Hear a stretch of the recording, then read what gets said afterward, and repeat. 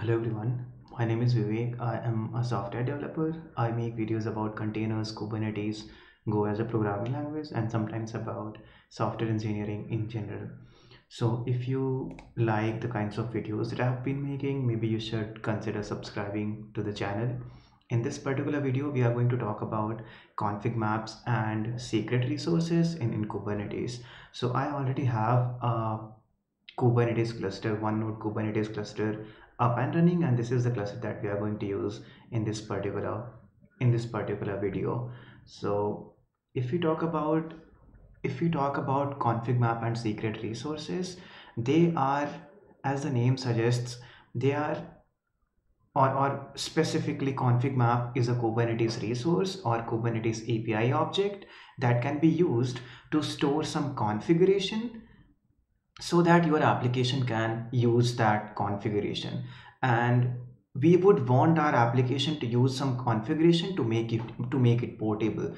So for example, let's say this is our main application, and this application, let's assume, talks to a database server. So it's actually useful, it would be beneficial to have the details of this particular database stored into a configuration file. Let's assume configuration file, and this application can use this configuration file to actually talk to this particular database server. So this is a basic use case, I would say, in which we would want to actually use config maps. Now, if our application is reading those details from a config map, changing the database would not be I would say a hard job to do.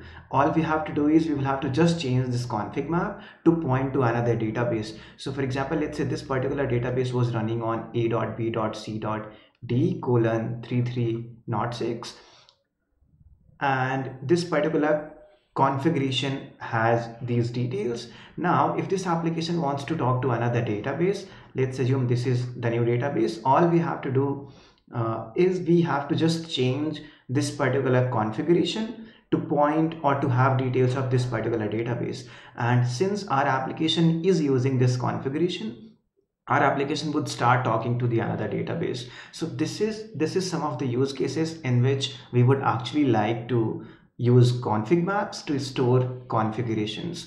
So they are basically key and value stores, but we can also obviously use file contents as values inside a config map, and we are going to actually look into that in more detail in a bit. But now that we have understood the basic definition of config map, if we talk about how a config map can be used inside a pod, there are some ways in which a config map can be used. So for example, let's say I created a config map named cm1, and this has some details: a equals to b, c equals to d, and all these details can be used inside a pod in some ways. And those ways are, so for example, the very first way using which we can use config map inside our application is as environment variables. So when we specify a container for our pod, inside that container we can specify environment, and for environment we can specify that we want the environment from the config map cm1 and key a. So we can specify the config map, and we can also specify which particular key from that config map should be treated as value for this particular environment. So for example, let's say the environment I'm creating here, I have named it to be let's say ABC, and if I say value, and value should be taken from the key A of config map cm1, in that case an environment would be available in this particular container with name ABC and value P. So yeah, this is one way to actually use config maps inside an application. The another way would be to actually mount this particular config map in this particular application as volumes. So for example, we can specify volume, and for volume we can specify that we want this volume to be a config map with this particular name. And once we have specified a volume, let's say named something, we can, inside containers, we can actually mount this volume at a specified location, or at a specified path. So now there are two things. We can either specify all the key and value pairs to be set as environment variables inside a container, or we can also just specify a key and value of that particular key would be set as value of this particular environment variable name that we have specified. Similarly, in case of volumes, we can actually specify which particular key should be mounted as volume, or we can also specify the entire config map to be mounted as or to be treated as volumes. So these are the two ways. Another way would be, for example, let's say in your container you are running some command. So for example, let's say command, and in that command you are running some operation, MySQL something. You can actually use, once you have set the environment variable, these environment variables can also be used in this particular command as well. So yeah, these are three basic ways in which you can actually use your config maps inside your application. So yeah, now that we have a clear understanding of what exactly config map is and how we can use that inside our application, now let's just go ahead and try to look into how does a config map resource or object actually look like. So for example, let's say if we have a look into this particular config map, so we can see like any other Kubernetes resource, it also has API version, kind, and metadata, but it does not actually have a spec field. Instead of spec field, it has data field. And yeah, config maps can either have data or binary data. So data or binary data field. So like we have data there, we can also have binary data. So we specify data if we want the key and values to be normal strings or UTF-8 strings, I would say. But if we want the data to be binary data, in that case we can use binary data instead of data. Now if I, let's say, specify binary data over here, the keys that we have specified for data and the keys that I'm going to specify for binary data, they should not actually overlap. So this is one requirement, I would say. So yeah, I think now and we can see here inside data we have key and value pairs, and for key we can actually either have a normal string value, or we can also have file like values. So now let's just go ahead and try to create this particular config map. So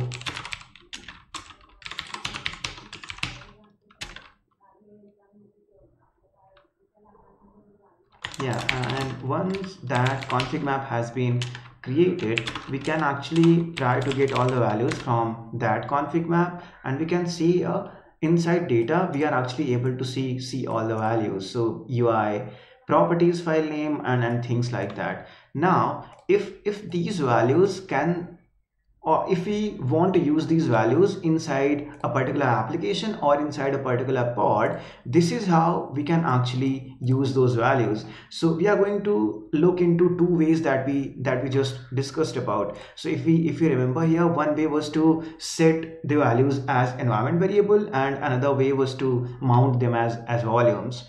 So for example, let's just go and look into environment variables.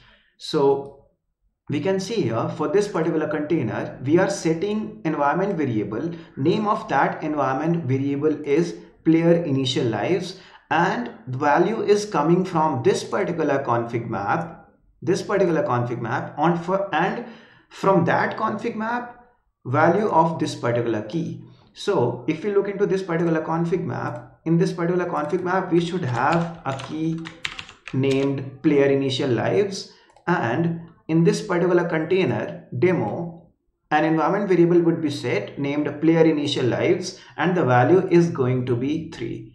So this is how we can actually use config map values to set an environment variable in an application.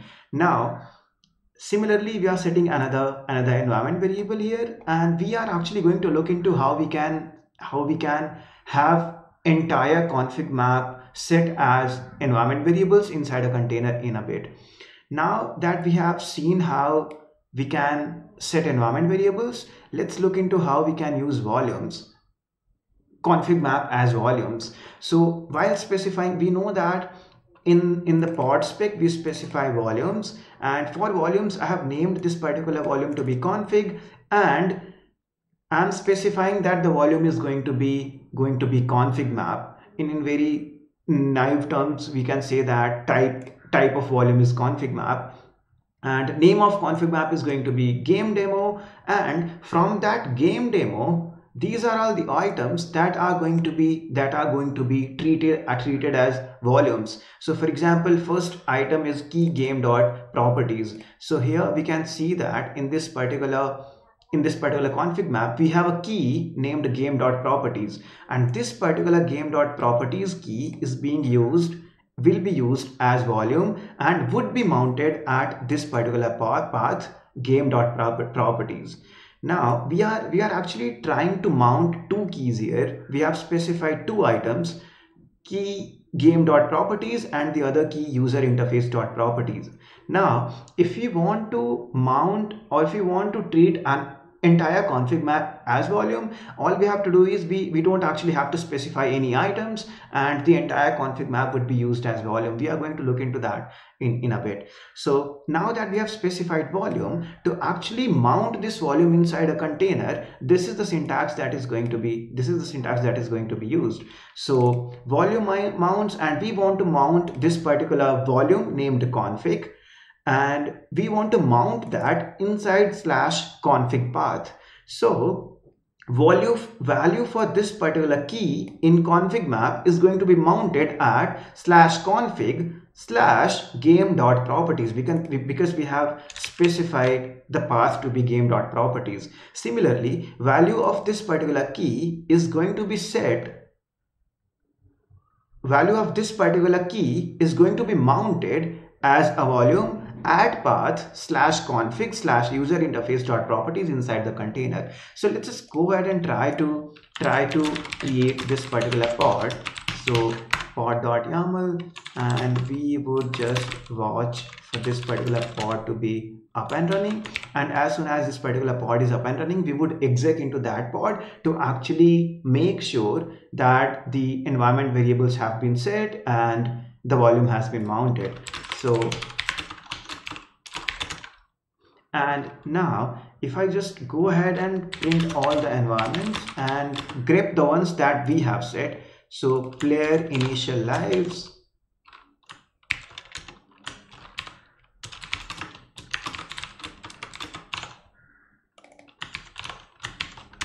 and here we go, an environment variable is actually set, and the value for this particular key in this particular config map, and this is what we were actually expecting. Now if we want to make sure that the volume has also been mounted correctly, what we can do is let's cd to /config, and here we can see two files being created, and the reason is we are just mounting these two items from the config map. So if we just cat game.properties, and value of content of game.properties should be value of game.properties key inside the config map. So this is the value that we should see there, and this is the value that we are seeing. So yeah, now that we have seen how we can actually set environment variables and mount a key of the config map to a particular application, let's just go ahead and try to look into what do we need to do if we just want to set entire config map key value as environment key value in an application. So for example, let's say I want to set environment variables with this particular name, this value, this name, this value, and all the key value pairs should be set as environment variables in the application. So I have created another example here. In this particular example, we can see that we are saying for this particular container, get the environment from this particular config map, and that's it. We are just specifying the config map name here. So as soon as this particular pod is created, we would be able to see all the environment variables with same key value pairs as we see them in this particular config map. And similarly, if we talk about volumes, for volumes we are just specifying name of the volume to be config and the type of the volume, let's say config map, and name of the config map, that is game demo, and we are mounting that to /config. So now we should be able to see all the entire config map data being mounted at that particular location. So let's just go ahead and try to create the another pod that we have.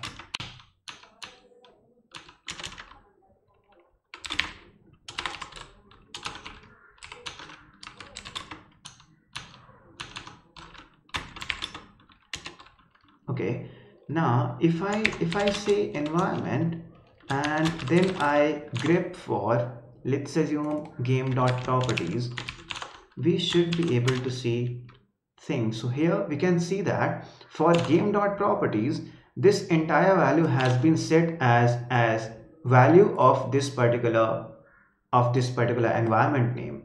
Similarly, if we want to look for the other one, and we can see here value of this particular environment variable is this entire string. Similarly, if we cd into /config, we would be able to see all the keys being mounted at /config location. So yeah, I mean, this is how we can use a config map either as environment variable, or we can mount that to a particular location in an application. Now if we let's assume we have mounted the config map inside an application, and we want to change that config map. So let's say if I say kubectl edit config map game demo, and let's assume if I have edited the player initial lives to be 10 and we have saved it. Now how would this change be reflected into the environment variables and the volume that has been mounted? So the answer is the volume that has been mounted, this change would be reflected into the volumes that have been mounted, but it would not actually be reflected into the environment variables. So if we list all the environment variables and we just grep for the one that we are interested in, that is player initial lives, so we can see that player initial lives is still set to 3, but if we actually get the value of player initial lives here, we should be able to see the change values. Okay, so it is going to take some time. That is another thing that I wanted to talk about. So for example, kubelet actually is going to sync the config map with the mounted values, so that is going to take some time. So let's just wait for that, and in a bit we are going to check that once again. Okay, so here we see, now we can see that the config map mounted value has been changed to 10, but if we get the environment variable again, environment variable is not being changed, but the volume that was mounted value is being reflected there in that mounted file. So again, let me summarize that really quick. So if you have, for example, let's say if you have, this is your application and this is your config map a equals to b, and in this particular application you have set environment variable a, and this a refers to the value b of this particular config map. Similarly, this particular config map is actually mounted as volume. So volume mount, and it is mounted as config, and a file would be created inside config directory named A, and value of this is going to be B. So now if I change this to C, let's assume I changed this config map to have A equals to C. In that case, this particular file that was mounted here, this would be changed to A equals to C, but the environment variable that was set, this would not actually be changed. So that is another thing that I wanted to talk about. Now there is this another field that was included in Kubernetes 1.19, that is immutable. So for example, let's say we have a config map. So kubectl create config map, name is config map is going to be cm1, and this is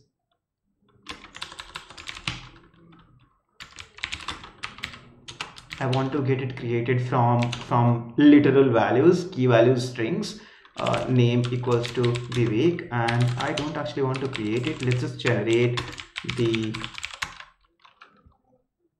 manifest, and in this particular manifest, if I just go ahead and try to set immutable field, immutable equals to true, it simply means that once I have created this particular config map, the data field of the config map would not be editable anymore. So let's just go ahead and try to create this particular cm1 config map, and if I get the config map cm1-o YAML, we can see that name equals to value. But if I try to change that, kubectl edit config map cm1, we should not be able to, because we have set the immutable to be true. So let's just go ahead and try to change it to this one, and we can see that it simply says that data forbidden field is immutable. So yeah, this is another thing that I just wanted to talk about very quickly. Now let's say we have created a config map and we want to use this particular config map inside an application. These two resources are supposed to be in the same namespace. So for example, let's say if this particular config map is in another namespace ABC, and this is in another namespace DEF, in that particular case, this particular config map would not be available for this particular pod or application. So in that case, I mean, we will have to make sure that the config map and the application or the pod are in the same namespace. So there are some applications that actually sync the custom controllers, I would say, that actually sync the secrets from one namespace to all the other namespaces and things like that. So that would be a pretty good use case if we discuss about custom controllers. So yeah, maybe this is what we would try to build. Now that we have actually talked about config maps, let's very quickly talk about secrets. So like config maps, secrets are also kind of same resources or API objects. The main difference is, in case of secrets, the data that we are storing is actually stored as base 64 encoded strings. So for example, let's say if I just go ahead and try to create a secret, like we created a config map. So kubectl create secret generic, and what exactly this generic is, we are going to talk about it in a second. So secret one, and from literal, let's say name equals to Vivek. Now we can see that this particular secret has been created. If I try to get the values for config map, we can see that the key was name and value was Vivek. But in case of secret, we should not be able to see that. And we can see here the value that we are seeing here is actually base 64 encoded. So the secrets are actually used to store somewhat confidential information, I would say, but this is just base 64 encoded. So this is not actually secured by any encryption mechanism. I would say it's just base 64. Anyone can just go ahead and try to decode that. So for example, let's see if I want to decode this, all I have to do is run base 64-d, and we can see that this is the value that was stored. So, and if we talk about how the secrets are actually used inside a pod, they are very similar. They are used in very similar ways, like config maps are used. So we can use them as environment variables, or we can mount them at a specified path. The other thing that I wanted to talk about is the type of the secrets. So for example, let's say when we create a secret, we actually also should specify the type of the secret that we are going to create. So for example, if we talk about this particular secret, in this particular secret we can see the type to be opaque, and this simply means when we specify generic in the kubectl command line, it simply means that opaque secret type is going to be created. The other secret types that are supported are, let's say, basic auth, SSH auth, Docker config, and things like that. So for example, let's say if you have to store basic auth credentials, in that case it's advised to use basic auth type of secret. So we can actually store the credentials in generic type of secret as well. But the thing is, if you specify that specific kind of secret, so for example, let's say if we let's just go ahead and try to secret1 -o YAML secret1.yaml, and if we look into this particular secret file, so if we, let's say if we specify type to be SSH auth, I don't exactly remember how do we specify this particular type, maybe kubernetes.io/something. So if we specify SSH auth, in that particular case, Kubernetes is going to make sure that the required field are specified inside data. So for example, in case of SSH auth, Kubernetes is going to make sure that username and password is provided as data for that particular secret. Similarly, let's say if we are going to specify the type to be Docker registry, Docker config, in that case Kubernetes is going to make sure that we have specified the container registry, container username, and container registry username, container registry password, and things like that. So yeah, I mean, this is the significance of types. I mean, we can specify anything in the opaque type as well, but in that case, for example, let's say if you want to have basic auth details as opaque secret type. So for example, let's say this is how things are going to be, and in this particular case, let's name it to be basic auth detail. And even if I don't specify username and password here, this particular secret is going to be created successfully. So let's just go ahead and try to maybe create this. I'm just trying to show you what exactly is the difference between these types. So the type is opaque, and I'm naming it to be basic auth.detail. And if I just go ahead and create this, we can see that the basic auth detail has been created. We expect this secret to have basic auth details credentials. In that case, this particular secret must have username and password. But since we did not specify the type to be basic auth, those checks were not done by Kubernetes. But if we want to have those checks done by Kubernetes, we will have to specify the secret type to be basic auth. So Kubernetes secret types.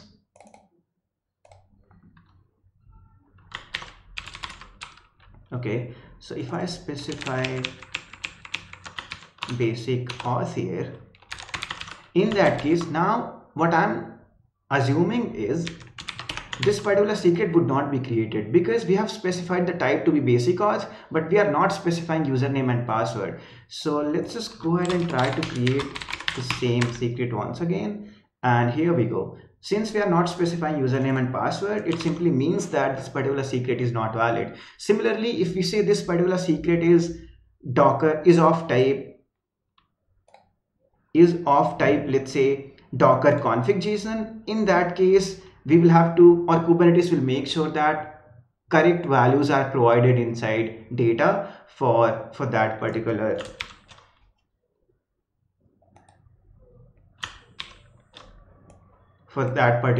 secret type.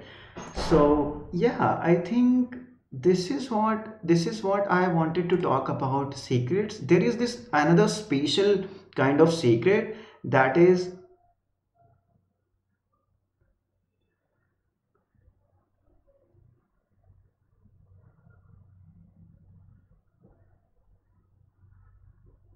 yeah, service account token. So yeah, this is another thing that I wanted to talk about. So for example, let's say this service account token is a type of secret that actually stores the credentials to talk to API server when we use a service account to do that. Now I'm going to talk about service accounts in one of the maybe next videos.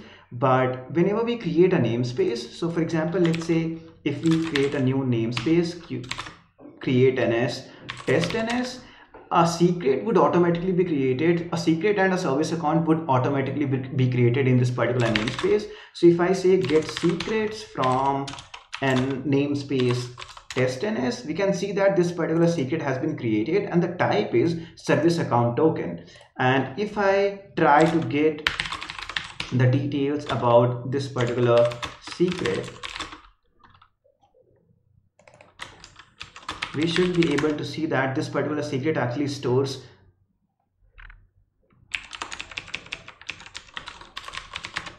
about CA cert and token, and this particular token is actually going to be used to talk to API server. So for example, from inside a pod, if you want to talk to API server, we would want to actually use this particular secret, and we use this particular secret using this mechanism called service account. So if I get all the service account from test ns namespace, we can see that this is the service account, and this secret that we just saw should be referred from this particular service account. So get service account from test ns default OYAML, and here we go, that particular secret is being referred from here. So yeah, I mean, this was pretty much it, what I wanted to talk about config maps and secrets. If you liked the video, maybe you should subscribe to the channel, comment about your queries, questions, share it with your colleagues, friends, and I'll see you in the next one. Thank you so much.